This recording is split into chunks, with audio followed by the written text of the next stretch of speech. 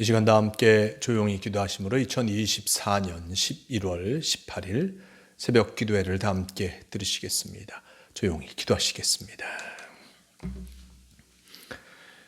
우리를 부르시는 주님, 우리를 부르시는 주님께 순종하며 살게 하여 주시옵소서.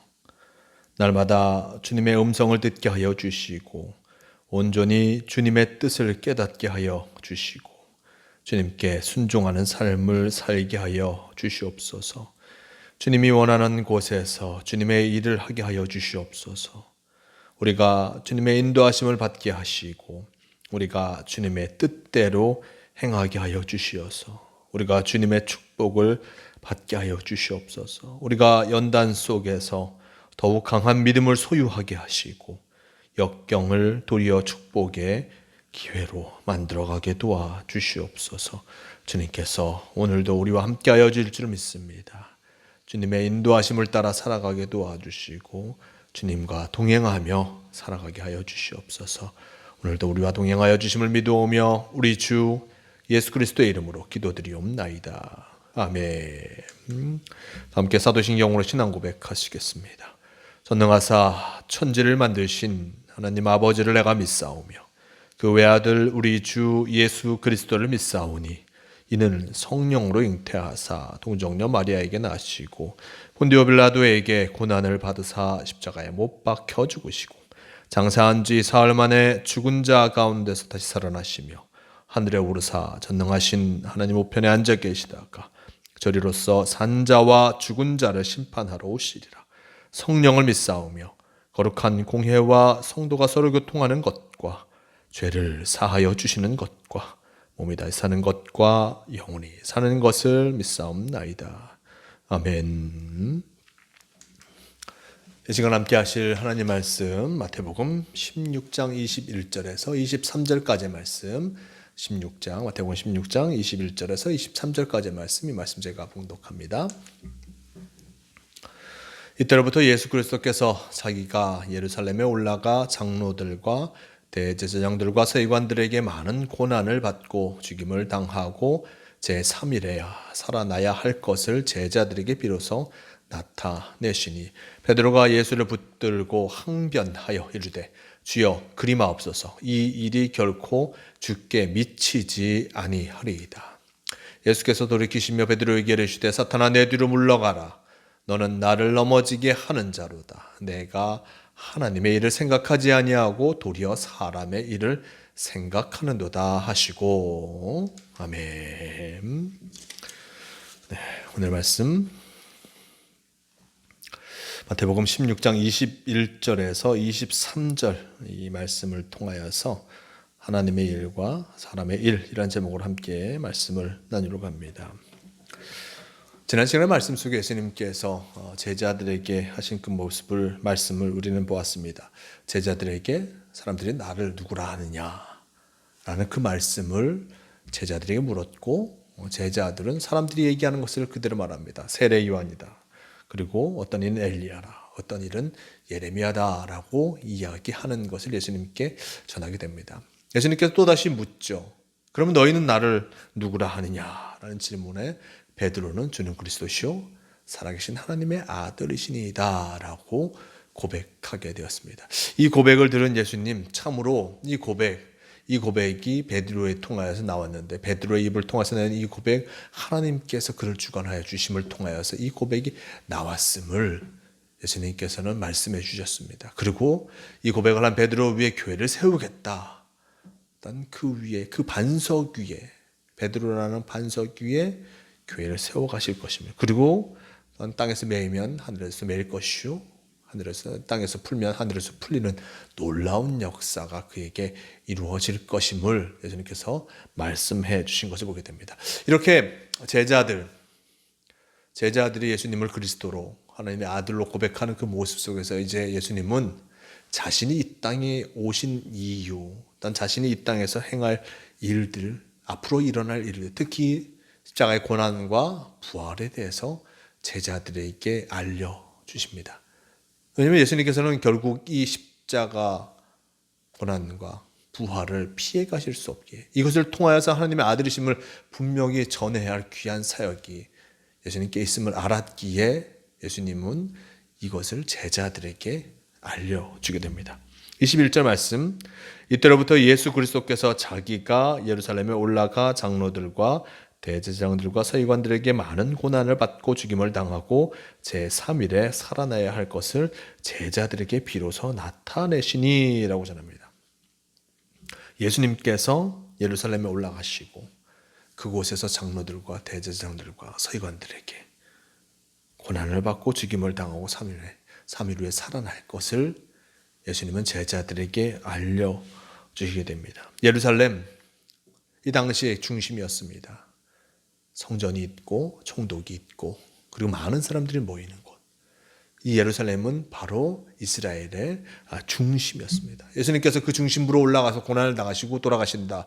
제자들은 이것을 받아들일 수 없었습니다. 왜 그 화려한 곳, 이 세상의 중심, 이 나라의 중심에 올라가셔서 돌아가셔야 할까? 자신들이 생각하기에 많은 사람들과 함께하고 있는 예수님, 그분은 바로 큰 영광을 받으셔야 할 터인데 그곳에 올라가서 많은 사람들에게, 예루살렘에 올라가서 많은 사람들에게 영광을 받으시고 이 나라를 온전케 하시고 구원하셔야 할 터인데 왜 그곳에 가서 고난당하시고 죽임을 당하셔야 될까? 예수님이 얘기하시는 것을 제자들은 결코 받아들일 수가 없었습니다. 그것이 합당한 것이라고 생각지 않습니다. 베드로가 얘기합니다. 22절 말씀, 예수를 붙들고 항변하여 이르되 주여 그리 마옵소서, 이 일이 결코 주께 미치지 아니하리이다 라고 전합니다. 말씀, 예수님을 붙들고 항변합니다. 항변이라는 것은 항의하는 것이죠. 왜 예수님이 그곳에 돌아가셔야 됩니까? 왜 죽임을 당하시고 그리고 3일 만에 부활하시는 그 일들이 예수님에게 일어나야 합니까? 결코 그런 고난은 합당치 않습니다 라고 베드로는 항변하였을 것입니다. 우리가 지난 말씀, 앞절 말씀 속에서 베드로가 어떻게 예수님을 고백하는지 알고 있습니다. 주는 그리스도시요 살아계신 하나님의 아들이다라고 그는 고백하였습니다. 이 놀라운 고백을 그가 하였는데 불과 얼마 되지 않아서 예수님을 붙들고 항변하고 있습니다. 그리 마옵소서. 예수님께서 십자가 달려 돌아가시고 고난당하시고 부활하실 것을 얘기하셨지만 베드로는 결코 그것을 받아들일 수 없었던 것이었습니다. 예수님은 이것이 자신에게 주어진 숙명임을 아셨고 이것을 통하여서 구원의 역사가 이루어질 것을 분명히 아셨습니다. 그런데 그것을 이해하지 못하는 베드로, 그를 바라보면서 참으로 마음이 아프셨고 그에게 이렇게 말씀하십니다. 23절 말씀 속에 베드로에게 이르시되 사탄아 내 뒤로 물러가라. 너는 나를 넘어지게 하는 자로다. 내가 하나님의 일을 생각하지 않냐고 도리어 사람의 일을 생각하는도다 라고 얘기하고 있습니다. 예수님은 제자 베드로를 향해서 사탄이라고 말씀하십니다. 아까도 말씀드렸지만 베드로, 그는 주는 그리스도시요 살아계신 하나님의 아들을 고백하니입니다. 누구보다 예수님을 하나님의 아들로서 그리스도로서 그가 고백하였습니다. 하지만 불과 얼마 되지 않아서 예수님은 베드로를 향해서 사탄이라고 얘기합니다. 여기서 사탄이라고 얘기한 이유가 무엇입니까? 너는 나를 넘어지게 하는 자로다. 내가 하나님의 일을 생각하지 않냐고 도리어 사람의 일을 생각하는구나. 너가 나를 넘어지게 한다. 즉 하나님의 일을 감당하지 못하게 하고 있다. 하나님의 일을 생각하지 않냐고 도리어 사람의 일을 생각한다 라고 이야기하시면서 베드로를 사탄이라고 얘기하고 있습니다. 하나님의 일들을 막는 이, 하나님의 역사하심을 막는 이, 그는 사탄일 수밖에 없습니다. 하나님의 놀라운 역사를 이루어 가시는 그 놀라운 역사를 막는다면 그것은 하나님과 함께하지 아니하는 사탄의 일로밖에 생각할 수밖에 없는 것을 보게 됩니다. 이렇게 예수님은 베드로가 온전히 하나님의 일들을 깨닫지 못하고 그것을 방해하는 이로서 생각한 것이었습니다. 하나님의 일과 사람의 일 모두 하나님께서 우리에게 맡기신 일일 것입니다. 하지만 사람의 일은 사람이 자신의 생각으로만, 자신의 관점에서 모든 상황을 보고 이야기하는 것입니다. 베드로의 관점에서도 예수님께서 고난당하시고 또한 부활하신다는 것, 먼저 고난당하시는 것을 받아들일 수 없었습니다. 우리와 함께하는 이렇게 놀랍고 좋은 일을 하시는 분인데, 많은 사람들 치유하시고 회복시키시는 분인데, 그분이 돌아가신다는 것 자체가 참으로 받아들일 수 없는 일이었습니다. 그렇게 예수님이 돌아가시는 것을 막고자 했지만 예수님에게는 더 큰 일, 즉 하나님의 일이 있었던 것이었습니다. 하나님의 일, 바로 이 구원의 역사를 이루고자 하시는 하나님의 일 속에서 예수님은 이런 고난과 부활의 역사를 이루셔야 했던 것을 보게 됩니다. 즉 하나님의 일을 알고 있는 이와 하나님의 일을 알지 못하는 이, 하나님의 일을 알고 있는 이는 하나님의 일을 하고, 하나님의 일을 알지 못하는 그 사람의 일을 할 수밖에 없습니다. 사람의 일, 그것은 때로는 말씀에 나와 있듯이 사탄의 일들이 될 수 있습니다. 왜냐하면 하나님의 일을 알지 못한 채 사람의 일만 하다 보면 이것이 올바른 것인지, 이것이 온전한 것인지 깨닫지 못한 채 일을 함으로 사탄의 일이 될 수도 있는 것을 보게 됩니다.